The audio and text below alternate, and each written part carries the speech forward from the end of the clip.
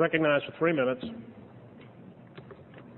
I thank the gentleman for yielding, and I ask unanimous consent to revise and extend my remarks. Without objection, so ordered.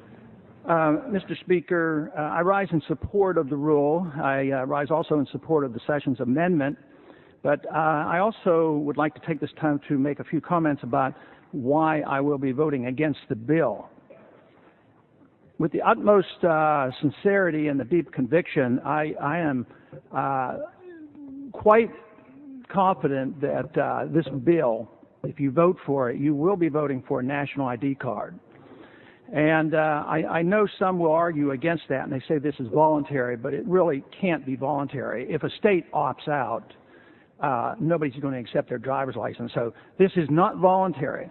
Matter of fact, even the House Republican Conference, who sent a statement around and some points about this bill, said the federal government should set standards for the issuance of birth certificates and sources of identification such as driver's licenses. This is nationalization of all identification. It will be the introduction of the notion that we will be carrying our papers. Matter of fact, I think it might even be a little bit worse than just carrying our papers and showing our papers, because in this bill there are no limitations of the information that may be placed on this identification card. There are minimum standards but no maximum limitations, and the Secretary of the Department of Homeland Security can add anything at once.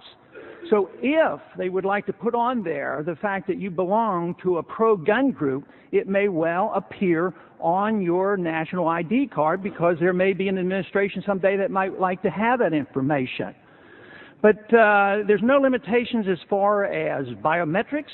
There's no limitations as far as radio frequency identification.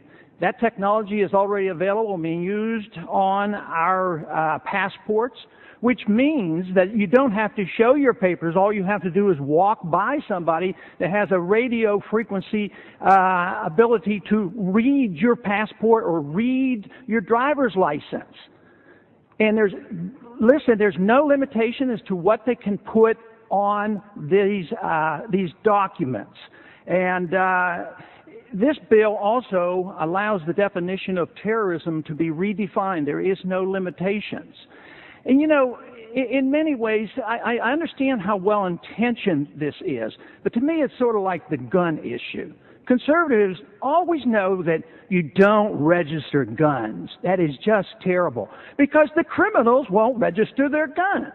But what are we doing with this bill? We're registering all the American people. And you want to register the criminals and the thugs and the terrorists. Well, you know, why does a terrorist need a driver's license? They can just steal the car or steal an airplane or steal a bus or whatever they want to do. So you're registering all the American people because you're looking for a terrorist, and all the terrorist is going to do is avoid the law. But we, the American people, have to obey the law. If we don't, we go to prison.